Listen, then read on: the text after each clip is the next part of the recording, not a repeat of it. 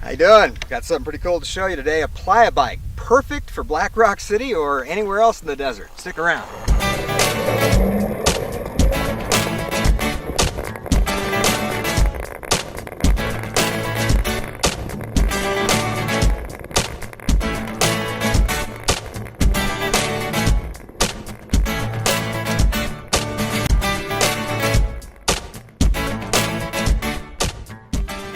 Hi, I'm Mark Carey out here in the middle of the northern Nevada desert, the Playa, dry lake. Great place to be. And I built myself an electric Playa bike. And I've had a lot of people ask me to make one for them, but that's not the business I'm in. But today I'm going to show you what this thing does and show you the parts and hopefully explain to you how you can build your own. It's not that much money, and boy, it makes a difference if you're out cruising in Black Rock City. And you know, in 5 days you're going to burn up 25 miles. This thing can really save you a lot of pedaling. You can pedal. Basically, it's an electric bicycle, kind of like a light underpowered motorcycle. It's silent, runs on 48 volts. I'll explain all that to you later. You can pedal while you've got the throttle going. Basically, it's got a throttle just like a motorcycle. This model has disc brakes. It's basically a Schwinn $90 bike from Walmart, and with some add-ons, we turned it into an electric Playa bike. Anyway, we're going to show you how it works right now and tell you more about it. Now, the main component of this bicycle is the hub motor. The electric motor is actually inside this housing. A little dusty, Playa dust, but basically this comes with a rim pre-attached. There's an electric motor in here. It runs off 48 volts. It comes with a wiring harness. All you have to do basically is take the tire off your existing 26-inch rim, and this happens to be 26-inch. They do have other sizes for road bikes and other size mountain bikes. But anyway, I bought the 26-inch one. This one came with a Shimano gear set already on here. This is a 21 speed. That's a 7-gear set of gears, and it's pre-attached. The caliper brakes made it a lot easier because I didn't have to try and fit a disc brake to this. I have a disc brake in the front. This was a really easy install. Probably the most critical thing is the spacing between these two trailing edge forks. They give you minimums when you're ordering the hub motor, and all you have to do is measure yours, and really you can spread it apart if it's not wide enough. It doesn't take much. The next major component in the system is this. This is the speed control unit. This connects to the throttle, connects to the rear hub motor, and also connects to the battery pack. And this box basically is the brains of the system. This actually came with the hub motor and with the wiring harness, and basically it's turnkey. So this is matched to the motor. So you can mix and match your own systems and get, very powerful motors and very powerful controllers and control different voltages. But this one was a match system, thus making it easy. A full wiring harness comes with the particular kit that I purchased. Here you can see a quick disconnect. Basically, this goes into the speed control unit, and this goes to the battery pack. And when I'm going to charge it, I simply unplug this, plug the charger into here, and it charges the pack. The battery pack consists of 4 12-volt, 10-amp-hour batteries. These are kind of the lead gel cell batteries. They're heavy, very heavy. So, in essence, we've got 40 extra pounds on the back of the bike, and then the hub motor on top of it. So, we're working on something differently using Makita batteries, and other people have done so successfully.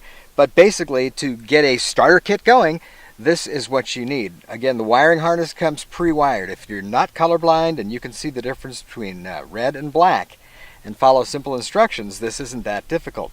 As an aftermarket purchase, I bought this battery case designed for this specific system. If you search on the internet, you can find all the information you need to put one of these together.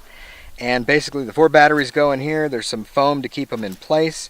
I did have to clamp and tighten up these quick connect pins because they were coming apart. Took a little bit of fitting for the wiring harness, just finding the correct route so the wires didn't impede the spring motion, didn't get torqued up in the frame in any way. And then after I had it laid out, I just used zip ties, pretty heavy duty zip ties.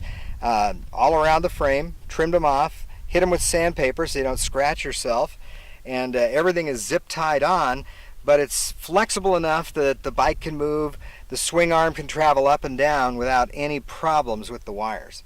Last, but certainly not least, is the throttle. The throttle comes pre-wired, and it plugs into a quick connect cable on the wiring harness.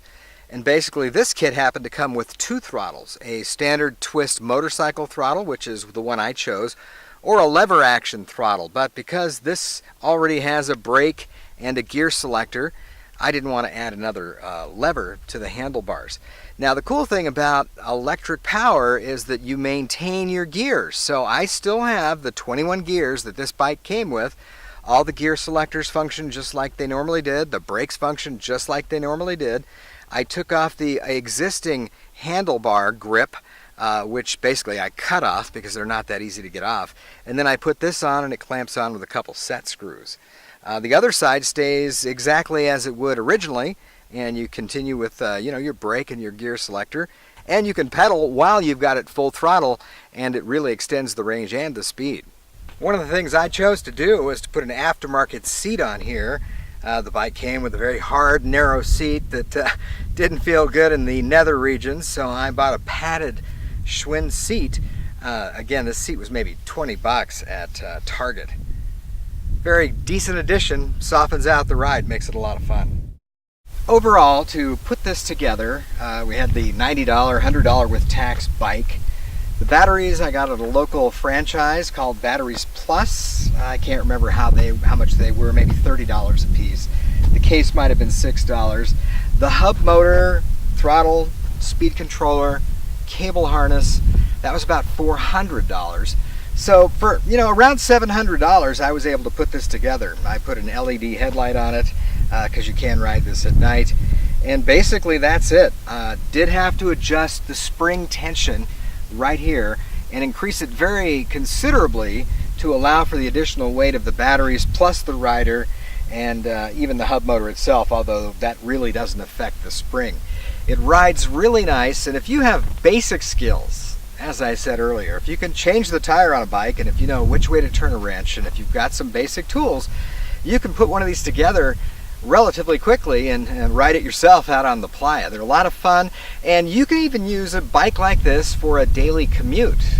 If you live in the city or say 8 to 10 miles from work, you can simply charge this overnight at your home, hop on it, ride to work, ride it home. You don't even have to charge it in between. You basically have a range of about 15 miles on this bike before you're cranking away and pedaling. So, if you're 7 miles from work and that's all you go, work and home, you could ride one of these every day and save a lot of money on gas. You could also charge this between rides. So literally you could ride this 15 miles, get to your destination, plug it in. Takes about 4 to 5 hours to charge with the AC charger. Another method we'll talk about later is solar assist charging, but that's for another video. It's pretty easy to operate too. You simply put up the kickstand, which I added a better kickstand to it. Under the charge controller right here, there's a switch. You flip the switch on, get on the bike, turn the throttle, and go.